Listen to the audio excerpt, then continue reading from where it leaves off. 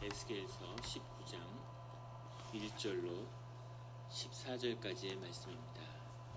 에스겔서 19장 1절로 14절까지의 말씀입니다.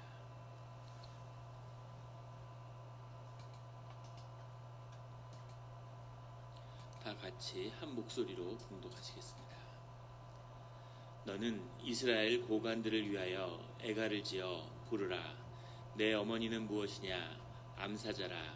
그가 사자들 가운데 엎드려 젊은 사자 중에서 그 새끼를 기르는데 그 새끼 하나를 키우매 젊은 사자가 되어 먹이임으로 뜯기를 배워 사람을 삼킴에 이방이 듣고 함정으로 그를 잡아 갈고리로 꿰어 끌고 애굽 땅으로 간지라. 암사자가 기다리다가 소망이 끊어진 줄 알고 그 새끼 하나를 또 골라 젊은 사자로 키웠더니 젊은 사자가 되매 여러 사자 가운데 왕래하며 먹이 물어 뜯기를 배워 사람을 삼키며 그의 궁궐들을 헐고 성읍들을 부수니 그 우는 소리로 말미암아 땅과 그 안에 가득한 것이 황폐한지라. 이방이 포위하고 있는 지방에서 그를 치러와서 그 위에 그물을 치고 함정에 잡아 우리에 넣고 갈고리를 꿰어 끌고 바벨론 왕에게 이르렀나니 그를 옥에 가두어 그 소리가 다시 이스라엘 산에 들리지 아니하게 하려 함이라. 내 피의 어머니는 물가에 심겨진 포도나무 같아서 물이 많으므로 열매가 많고 가지가 무성하며 그 가지들은 강하여 권세 잡은 자의 규가 될 만한데 그 하나의 키가 굵은 가지 가운데에서 높았으며 많은 가지 가운데서 뛰어나 보이다가 분노 중에 뽑혀서 땅에 던짐을 당하매 그 열매는 동풍에 마르고 그 강한 가지들은 꺾이고 말라 불에 탔더니 이제는 광야 메마르고 가물이 든 땅에 심어진 바 되고 불이 그 가지 중 하나에서부터 나와 그 열매를 태우니 권세 잡은 자의 규가 될 만한 강한 가지가 없도다 하라. 이것이 애가라. 후에도 애가가 되리라. 아멘. 다 같이 묵상 기도를 드리시겠습니다.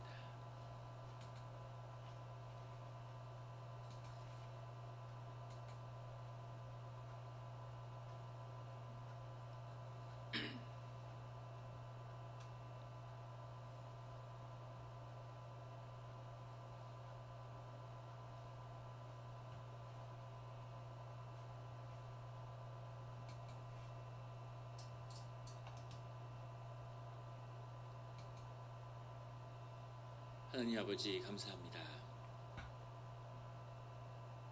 주의 음성을 듣고자 저희가 새벽 제단 앞에 모였습니다.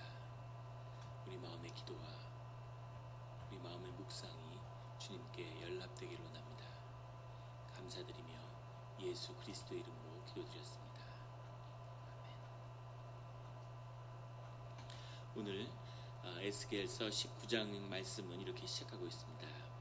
너는 이스라엘 고관들을 위하여 애가를 지어. 에스겔에 임한 하나님의 말씀은 그 이스라엘의 지도자들을 향해서 애가를 지어 부르라는 것이죠. 애가라는 것은 슬픈 시인데 시의 형식을 따르고 있는데 여기 나오는 것은 예레미야 애가나 이사야서에 나오는 또는 시편에 나오는 애가의 형식을 따른 것은 아니고 그 내용이 그만큼 이스라엘 족속을 향한 깊은 슬픔을 주님의 슬픔을 전하라는 그런 내용적인 뜻을 담고 있다고 볼 수 있겠습니다. 그리고 이 뒤에 나오는 암사자의 이야기는 그것은 이미 이 이야기가 예루살렘의 왕들이 끌려가는 이방 땅에 끌려가는 내용을 담고 있지만 이 내용은 에스겔이 이 예언을 전할 때 당시에 이미 이루어진 일이죠.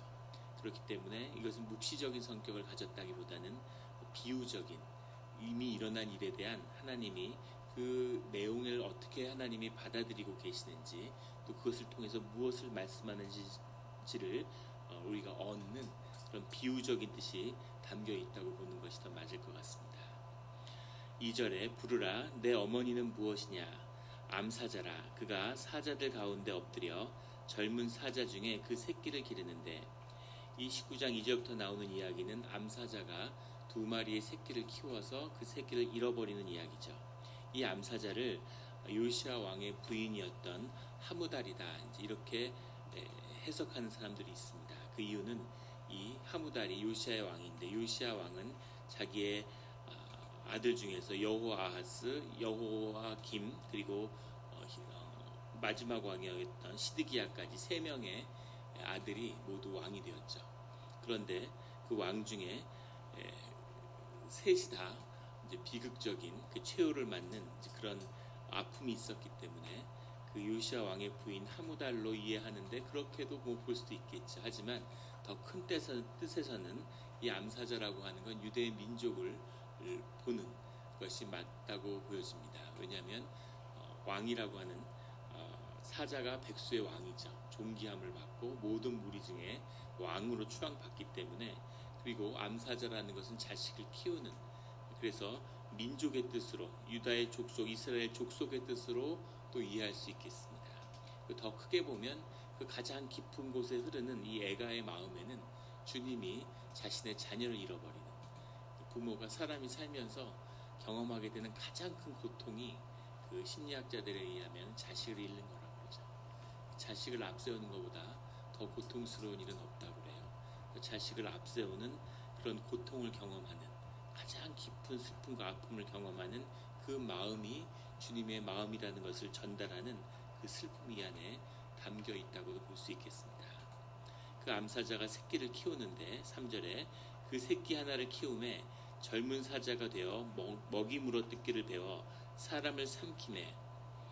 이 요시야 왕의 개혁이 실패한 다음에 요시야 왕의 자녀들이 잇따라 세워지는데 그 왕 아들들이 이상하게 아버지와 같지 않은, 마치 그 히스기야 왕 이후에 므낫세가 나오는 것처럼 좋은 왕들 뒤에 꼭 좋지 않은 그의 자녀들이 나왔습니다. 이것을 어떻게 이해해야 될까? 굉장히 깊은 이야기죠. 사실 자식은 그 아버지의 심장이죠. 가장 깊은 속이 자녀를 통해 나타나는 겁니다. 그래서 그 부모의 신앙을 보려면 자녀를 보면 가장 정확하게 알 수 있죠. 그 자녀의 삶이 곧 부모의 신앙의 열매가 되는 거죠. 아주 정직한 이야기입니다. 또 아픈 이야기이기도 하죠. 그래서 내가 열심히 하나님을 믿었는데 내 진짜 중심에 있는 것이 무엇인지, 가장 깊은 것에 있는 것이 무엇이었는지를 자식들이 보여주는 거죠. 굉장히 아픈 이야기인데, 그런데 사실은 우리가 예스겔서를 통해서도 볼 수 있었던 것처럼 요시야의 개혁도 히스기야의 개혁도 그 깊은 곳에서는 온전함을 이루지 못했으며 주님의 마음을 온전히 채우지 못했다는 것을 보게 됩니다.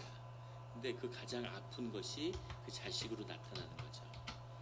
그 자식 여호아하스도 애굽에 의해서 폐함을 받았고, 또 그의 그 여호야김, 그 여호아하스의 아들이었던 여호야김도 또 비극적인 최후를 맞았죠. 바벨론에 의해서. 그 다음에 다시 그의 삼촌이었던 또 다른 요시야의 아들인 여호야긴이 왕이 되는데, 여호야김 다음에 여호야긴이죠. 비슷합니다, 이름이. 근데 여호야긴도 비극적인 최후를 맞고 이 바벨론의 포로로 끌려가는, 그리고 또 다른 동생이었던 시드기야는 그의 삼촌이었죠. 눈이 뽑히고, 여호야김의 아들이었던 여호야긴은 바벨론에 끌려가고, 그의 삼촌이었고 여호야김의 동생이었던 시드기야는 마지막에 눈이 뽑히고 또다시 포로로 끌려가는 그런 비극적인 최후를 맞게 되는데, 그렇게 온전히 자라지 못한 사자들과 그 사자들이 다시 이방에 끌려가서 자식을 잃어버리는 부모의 심정, 왕을 잃어버린 민족일 수도 있고 그 민족을 잃어버린 하나님의 마음일 수도 있습니다. 그리고 구체적인 왕들 잃어버린 어머니의 마음일 수도 있겠죠. 이런 깊은 아픔이 이 이스라엘 족속 가운데 있고 하나님 안에 있다는 거죠. 그래서 그 아픔을 애가로 노래 부르고 있는 것입니다. 그래서 이 자식을 잃어버리고 슬퍼하는 이 하나님의 마음을 만나는 것, 이것이 우리의 신앙에 하나님을 경험하게 되는, 예수 그리스도를 경험하게 되는 마음의 중심이겠죠. 이 애통함. 교회에서 이렇게 생활하다 보면 여신도분들이 굉장히 신앙적으로 이렇게 성숙해가는 것을 보게 됩니다. 근데 여성도들은 나이가 드시면 나이에 걸맞는 그런 성숙함 같은 것을 경험하게 되고 보게 돼요. 근데 남신도들은 사실 사실 그런 걸 찾기 어렵습니다. 남신도들은 이렇게 남신도회 같은 거를 같이 하면은 우리 교회가 그렇다는 건 아닌데 일반적으로 하다 보면 퇴행이 일어나죠. 그래서 중학교 때처럼 돌아가고 모여서 같이 이제 제기 차고 이렇게 되는 거죠. 왜 그럴까? 그래서 왜 여신도들은 이렇게 깊어지는데 남신도들은 그게 어려울까?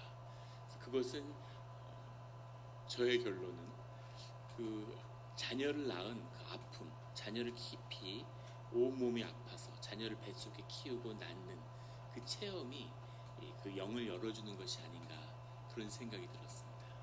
자녀 때문에 아파하고 또 자녀와 깊이 연결되어서 영적인 체험을 한다는 게 무엇인지를 엄마들은 어머니들은 몸으로 아는 거죠. 그래서 그런 깊은 이런 부모와의 마음 또 하나님과의 영적인 교제 이런 문들이 열리는 것이 아닌가 그런 생각이 들었습니다. 이 아픔이라고 하는 것, 어머니의 아픔, 자녀를 잃은 어머니의 아픔이라고 하는 것이 하나님과 연결되는 우리 신앙의 중심에 있다는 것을 오늘 말씀이 증거하고 있는 것이죠. 늘 이 아픔 가운데 우리를 바라보는 하나님을 만나는 그런 우리 성도님들이 되시기를 예수 그리스도의 이름으로 축원합니다. 그 아픔 가운데에서는 오늘 10절에 그 아픔의 더 깊은 곳에 나오는 그 안타까운 마음이 전해지고 있습니다. 10절에 내 피의 어머니는 물가에 심겨진 포도나무 같아서 물이 많음으로 열매가 많고 가지가 무성하며 너의 그 이스라엘의 족속은 물가에 심겨진 포도나무 같다는 거죠. 그 물가에 심겨진 나무처럼 좋은 것이 어디 있겠습니까? 비가 오든지 어떤 날씨가 되든지 그 영양분을 끊임없이 빨아들이는 그런 물가에 심은 포도나무 같이 또 결실이 있는 포도나무는 결실을 의미하는 거죠. 주님 안에 결실이 늘 있는 물이 많음으로 열매가 많고 가지가 무성한 그런 자리에 심겨진 이스라엘 족속이었다는 거죠. 11절에 그 가지들은 강하여 권세 잡은 자의 규가 될 만한데 규라고 하는 그 뜻은 이제 왕이죠. 왕이 되는 것이 규죠. 왕의 권위를 상징하는 권세 잡은 자의 규가 될 만한 그 가지들이 풍성하고 강해서 규가 될 만한 것이었다는 거죠. 그 하나의 키가 굵은 가지 가운데서 높았으며 많은 가지 가운데서 뛰어나 보이다가 이 굵은 가지라고 하는 것을 다윗 왕으로 보기도 하고 이스라엘 많은 왕 가운데 그리고 또 그 가지가 이스라엘 족속일 수도 있겠죠. 많은 가지 가운데 하나님의 은혜 가운데 그 민족 가운데 뛰어난 선택받은 이스라엘 족속으로 볼 수도 있겠습니다. 그런데 12절에 분노 중에 뽑혀서 땅에 던짐을 당하매 그 열매는 동풍에 마르고 그 강한 가지들은 꺾이고 말라 불에 탔더니 불이 나는 그런 고난 가운데 또 동풍이라고 하는 것 항상 이 사막에서 불어오는 이민족의 그런 침탈에 열매가 꺾이고 땅이 뽑히고 뭐 이런 많은 시련 가운데 나무들이 메말라 버렸다는 거죠. 13절에 이제는 광야 메마르고 가물이 든 그런 땅에 심어진 바 되고 이방 땅에 끌려가서 이방 땅에 살게 된 이스라엘 족속의 모습이겠죠. 이렇게 귀하게 선택받고 세상의 왕으로 된 제사장의 민족으로서 뽑힘을 받은 그런 귀한 물가에 심은 부족할 것이 없는 나무였는데 그것이 뽑혀서 마르고 불에 타고 열매가 다 썩어지고 이제는 이방 땅에 가문 광야에 심겨진 물이 없는 곳에 심겨져서 생존을 걱정해야 되는 그런 나무가 되었다라고 주님이 말씀하고 있는 겁니다. 우리 모든 믿는 자를 향한 주님의 슬픈 애통하는 마음이겠죠. 주님께 깊이 뿌리를 내린 물된 나무와 같이 번성하고 그 열매를 맺고 다스리는 생명의 권세가 나타나서 세상에서 하나님의 영광을 드러내야 되는데 그런데 모든 축복을 잃어버리고 생존을 두려워하고 살아남는 것에 두려움을 느끼고 벌벌 떨면서 그렇게 세상을 살아가는 자녀를 키워야 하는 주님의 왕 같은 자녀들을 얻었는데 그 자녀를 키우는 것 때문에 걱정하고 염려하는 그런 비참한 우리의 오늘의 모습일 수도 있겠습니다. 그것을 주님이 슬퍼하고 계시는 거죠.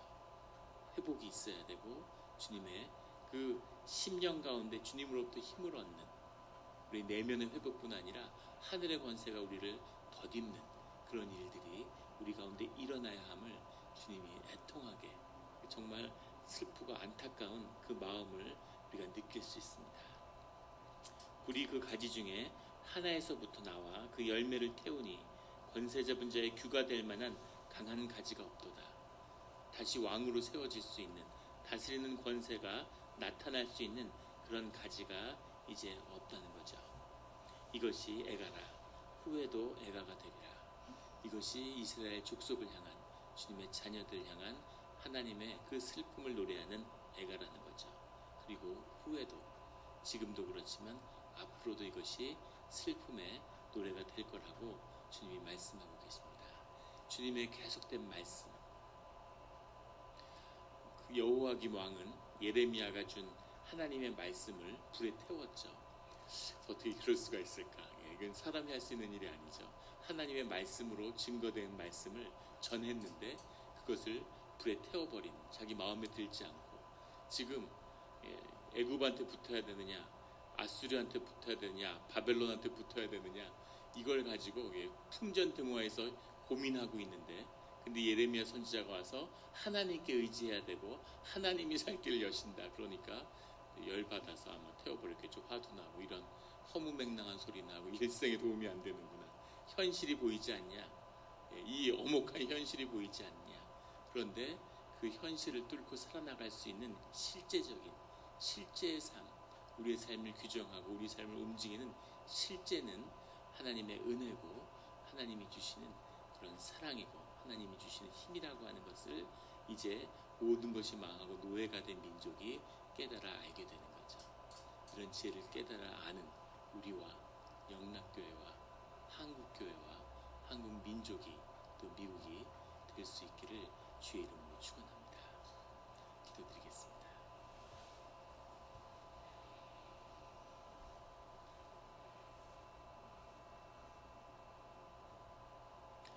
하나님 아버지 감사합니다. 슬픈 노래지만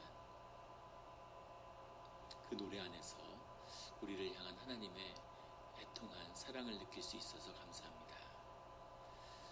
새끼를 잃어버린 어미의 사자처럼, 자식을 잃어버린 어미의 그 마음처럼 그 애통한 마음으로 우리를 바라보는 그 주님의 마음을 느낄 수 있어서 감사합니다.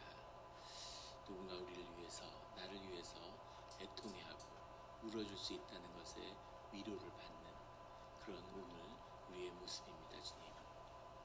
주님, 이 자리에서